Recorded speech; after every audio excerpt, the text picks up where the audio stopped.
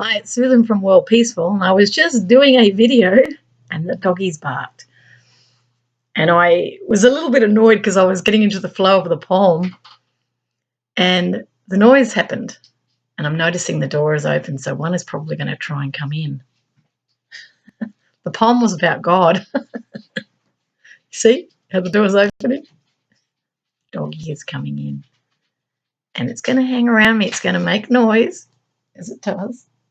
Scratches. So what I was saying in the other poem was that I got inspiration to do this. And I was trying to explain the difference between inspiration and thought. Now, if noise happens, I'm just feeling to say this now, I'm going to allow it because it's accepting God in all its forms, okay? And sometimes I forget and I fall into, oh, that shouldn't be happening. I need quiet. Well, no, it should be happening because it's called life. And many of us, when we're doing videos, we're trying to do the perfect video. We want it all. We want to come across really well.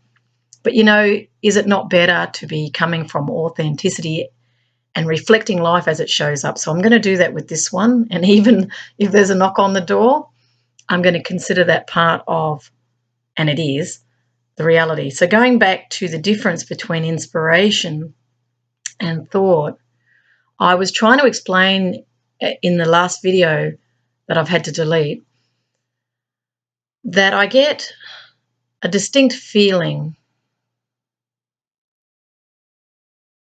Suddenly it comes to me like my own thought. I don't believe it's my own thought. I believe I'm being thought. Anyone who looks at the work of Byron Katie, she actually states that, but I experience it. And yet years ago when I met with Edward de Bono, he was the guru in lateral thinking. He and I had a debate over dinner. And he was stating that God doesn't think. And I said, yes, God does. I write poetry and some of it I don't know what it is. It comes to me. That's what happens with inspiration. It's amazing. It's really great. It's like going, oh, wow, I didn't know that. It's learning and awakening at the same time. But I'd have to tip my hat to Edward de Bono today. This is the world's greatest thinker, ironically enough, was the one who tells me that God doesn't think. And that's where I see God as having a sense of humour. And for those who are watching what I'm doing and monitoring my life and looking at my laughter aspect of it, that is God. And I actually will tell you something else. I'm getting inspiration flowing at the moment. I met a guy years ago. He was a priest. His name was Howard Langsmead. So you can check him out, Langmead. He was on ABC for a time, but he actually joined with me for a little while. And it was to do with Worldpeacefull, actually, when I was starting it. I was also trying to start a radio program called The Happiness Frequency. Interestingly enough, it didn't happen, that one, and yet Homeless Lives has. So I find that fascinating, and whose hand is in that, as the Christians will argue, because my mother says this, the hand of God is in it. It's actually not a hand. It's more of a snowflake. It is absolutely an intricate design of your life in utter perfection. Even if you're on the street with nothing, there's perfection in this. There is innocence in this. The reason I raised Howard Langsmead into this inspired discussion was he was the first person to tell me that he heard God laugh. And I laughed at the time. Really? I said, and he also dressed up as a fairy, it was an angel, and he apparently had a flying fox going across to the church in Swanston Street, across from Flinders Street Station in Melbourne. They had rigged up this line where he floated across as an angel at Christmas time one year. He was a real card. And he also gave tribute to the life of Brian, lightening up. Whereas the Catholics condemned, if they could do fatwas, they would have. They condemned, the Monty Python team when they were sending up Catholicism. And then we'll go, if we have laws on this, we'll be like, oh, right, you go to jail for that. It's blasphemy. Blasphemy. The law becomes the blasphemy. Instead of God striking you down, it's going to be the judge. And this is where humour is really important as a levy, where you don't take yourself so seriously. I'm a this and I'm a that and I believe in this and I believe in that. Well, good for you. What am I? I don't know. I don't know what I am if I'm really honest. If we drop all the labels, we drop all the language, we drop all the conditioning, all the mind patterns that we've been trained into, who am I? I don't know. One day I'll pass over and I won't be me, which is temporary. So we're on this very exciting adventure called life. And there are many possibilities out there, trillions of possibilities, if not trillions upon trillions of possibilities. So when I say I'm right and you're wrong, how ignorant is that? But there's an innocence in that ignorance. I'm really believing my thought, yet God doesn't exist in the thought process, and yet I get inspired and I speak. I have no idea what I'm going to say at all times whenever I do this, even in conversation. I'm not planning it, and neither are you. When you open up a conversation with another party, you both co-create the conversation through what's being said. Then you might cooperatively, harmoniously engage in a discussion, or you might be abrupt and you might say, well, you're wrong, I'm right, and then create discord. But in that righteousness, you're believing you're right and creating a discord. And I've done it, don't worry. So I'm not preaching here. I've done it many times where others have got upset by what I've said because I've just said what I thought. I haven't necessarily said it in the sense that I know better, but I have challenged people's ideas. And when I see them getting upset, I do try and soften it so they don't feel that I'm really having a go at them. It's more that I'm an inquiring mind, and I will challenge. If I think something's not quite right, I'll go for it. But if they turn around and they say something and I get resonance, because that's how I determine truth, is through an energetic resonance. Then I just go, okay, I can feel that, I can see that. And even if I can't, I'm also open to the fact that I could be wrong. That's the peace work, you see. The greatest understanding is that you could be wrong. Why is that? Because the mind naturally opens to more information.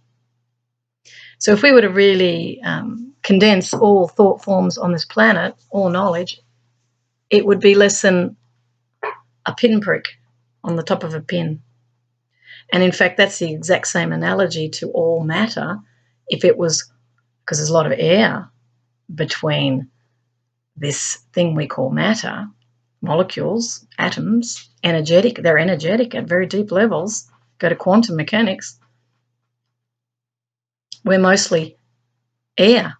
So if you condensed all matter, it would fit on the top of a pin. So the reason I'm explaining that is there are many things we do not know, the knowing of which would change everything. But because we go into righteousness, I'm right, you're wrong, and I'm not talking even religious righteousness. It can be an ideological, economic righteousness. The market is efficient. The market does distribute better. The corporations do it better than the government. All these unquestioned mantras. Looking at the stock market, looking at our wealth, believing it's security, is it? Doing work that we have to do because if we don't, we're in debt, and then they take everything. Does that really matter? Matter being the operative word. Can you really own anything in reality? If you're only here 80 years, let's say, maybe on average, let's say it's 65 years, and the planet's been here 4 billion years, can you own anything? Or is that just a game we're all playing in terms of we own the world? Well, we don't. You're only here a short time, and once you pass over, you'll see there's no ownership on the other side. I know this from the near-death research I've done, and there's plenty of testimonials now on YouTube that you can go and look at with near-death experience. You're not taking a material anything with you. So you're a spiritual being, yes, living in a material reality. We call it material, but it's actually physical reality. Material tends to make it look like it's an object. yet it's imbued with intelligence, all of it. This is intelligent design that we're living in.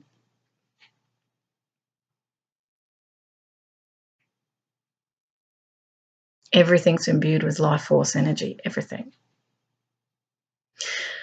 So the feeling now is to go to the poem that I wrote, because I was really feeling I had to do another video.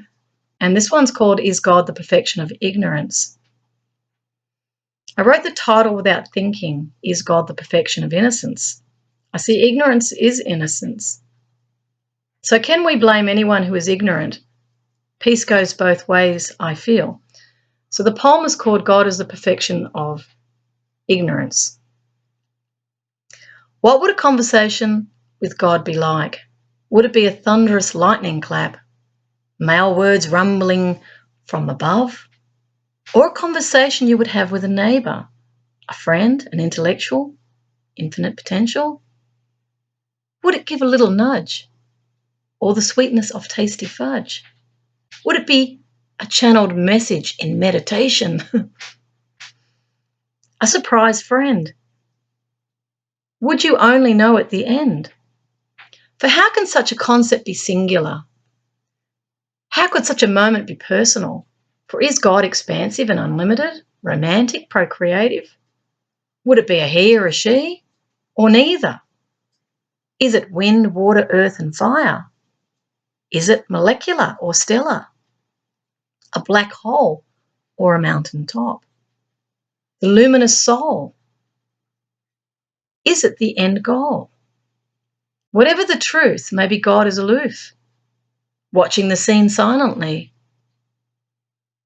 aware but not involved, separate yet unified, female yet male, the alpha and the omega, the up and the down, the cold and the hot, nothing yet everything, King Arthur and Camelot, a round peg in a square hole, circling the square, squaring the circle. Perhaps God is the contradiction, the exception to the rule, the golden rule, the interruption, the singularity, a 0 point. What is the point of knowing when we are growing? When we are not in a position to be a universal perspective? We are a point of consciousness, barely aware. We are crawling as we haven't truly walked or cared. We talk, but we know nothing of telepathy. So primitive, yet we believe we are so advanced. Unique, yet ordinary is the dance. For I know I don't know. And for me, this is the beginning of truth. If God is truth, I'm beginning to know God. As this is beyond my comprehension, there is nothing I can defend. Perhaps this is the place of peace, the peace that passes all understanding. For I cannot force anyone to believe me or join my ritual, follow my lead. Perhaps this is how I see the perfection in ignorance, the harmlessness in uncertainty. For when I think I'm right, I divide from those who are wrong, from brothers and sisters who sing another song. For how can this be the light in the enlightenment? Perhaps this is why ignorance is bliss. As I kiss the Blarney Stone and see the joke in life itself. I never reread the poems before I read it out on the video because I'm not controlling anything, right? That's why I say what I think when I do these videos. I'm not self-censoring because I believe in the truest essence of freedom, which can't be denied and can't be taken, even under the most austere or severe repression. You can never, ever take freedom. Freedom Indian is who we are. We were created this way to be free, and we are free, but we're free to choose. We can choose to be enslaved or we can choose to be free. So the innocence of ignorance, I always say to people, if a person knew they wouldn't do what they're doing, I really believe that. It was very interesting. I had a discussion with a couple. One was a psychologist and the other one was a nurse, psychiatric. Well, I guess he's a psychiatric nurse. It's a he. He works in the jails. And he talked about, his nursing with sex offenders and how he felt after he'd had his own child, little girl, how he felt there was no middle ground between right and wrong. He was absolutely, this is wrong. And we both agreed on that. Of course, sexual molestation is wrong. But I said to him, I'm a peacemaker. And I see that everyone's a teacher. Now, he did challenge me on, his wife actually challenged me on how I assess that person who's come into this life, because I said that everybody's living out the life they're meant to live out. There's no mistakes. And she was questioning on how can there be no mistakes when clearly, sexual molestation is a massive problem. First thought that came to me was reincarnation. And I said to her, I actually said that, I said I would actually go into reincarnation. I said, but there's a big narrative around that. But what I was sensing, we didn't go into that discussion, but what I was sensing was he or she may have been a perpetrator in another life, experiencing it in this life. And this is not to say that we just go, oh, well, they've obviously been a perpetrator in a last life. This is the way it is. They're a victim in this one. No, we intervene definitely. And yes, we role model appropriate behaviour. But what that awareness does for me is it means I don't hate them. So from a spiritual perspective, I'm not injecting hate into the world. I mean, I'm laughing now because I actually remembered myself getting angry at my computer last night. The computer does it for me. But that's just me venting because I'm trying to do something and it didn't work out. I only brought that in because, yes, I've felt that energy of anger in that way. And I was analysing it today and thinking, okay, well, why get frustrated with something? Why can't you just go into the moment and say, okay, it's perfect? And my ignorance is innocent, I might add. Why can't you just say that, that's perfect? Okay, let's say the web page froze or it wasn't doing what I wanted it to do. Why can't I go into the moment and say, well, okay, let's be patient. This is what it is. Can I just allow it?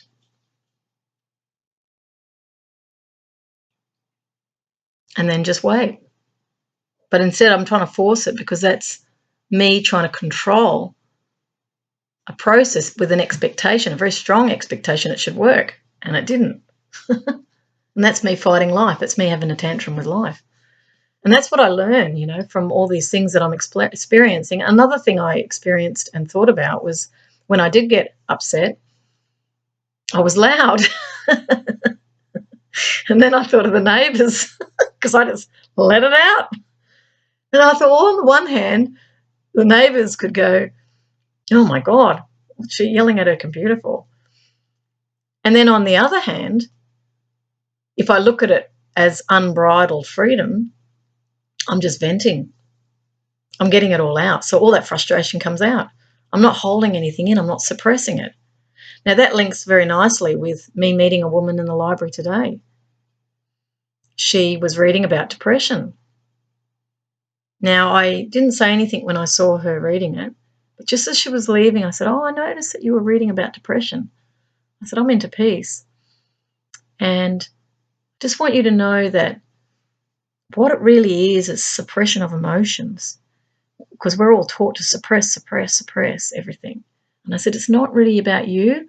It's just the suppressing of the emotion creates that depression. because this psychologist, just jumping over to the psychologist and the nurse, she was saying that most people she sees are dealing with anxiety and depression. So what I said to this woman was, you have to express your emotions and it will improve. And just know you're not alone was what I said, and I tapped her on the arm sort of affectionately, and then off she went. So my little outburst, I could judge myself and go, oh, you're no peacemaker. And I did. I go, God, I gotta sort that out. And then on the other side, I said, well, actually, this is what a natural person would do who hasn't been controlled by society. They would just, if they get frustrated, they just let it out anywhere. That's what a free person would do. But in a free society, you wouldn't get frustrated to the point of that, because everything would be cooperative in that free society.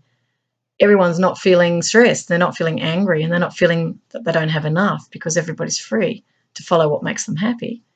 So you would have a far more harmonious society as a result of that. All those frustrations and disappointments and angers and hurts wouldn't accumulate like they do, which end up in some sort of personality disorder or some sort of anxiety or some sort of sadness. These things wouldn't be happening in a truly natural type of society where we're in harmony with who we are and we're not in judgment. Judgment is the big toxic cocktail. The moment you go into us against them, you move away from what would be called God consciousness, which is the state of grace. So when I've come back to myself, in a sense forgiving the outburst, which is what I did, and recognizing it's natural and that really no harm's done by it, it's just me venting at the computer, then peace arises. And that's why that situation happened, so that I was to experience it, ponder it, and then communicate to you. That's the holistic way of seeing this omnipresent intelligence. There's no mistakes. So when I embarrassed myself, it was good, because it made me think, made me contemplate, made me reflect deeply on why am I frustrated. It's an inanimate object, you know what I mean? It's me that's doing it. The object's not doing it to me. I'm doing it to me. And that's where truth takes you. So it's not about being perfectly perfect. It's about being perfectly imperfect. And this is the innocence of ignorance in which we all live. Always when people are awakened to their folly, to unintentional harm in some cases, in other cases it's intentional harm, like the nurse explained to me in the jail, he'd come across pathological offenders who had no remorse, and he struggled with that.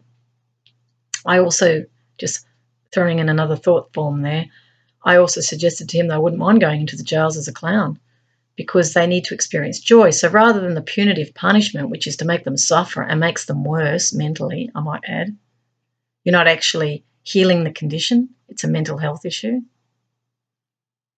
I thought I would like to go into the jails and clown with them to help them access the positive part of themselves. Now, if that gets accessed repeatedly, the neural networks change. If you just keep being positive, it's like recovery from cancer. People have gone into remission by doing lots of laughter, by watching videos. The body healed itself. The same with the mind. You can heal the mental health issues by positive expression. And as that offender becomes more joyful, they'll start to have hope. They'll see themselves in a different light. And that old self, and that will be what they'll be called, because you will teach them this. The old self would have done that in the past, but now the new self does this. That's how you recalibrate. That's how you reform. This is the philosopher's stone of self-reformation.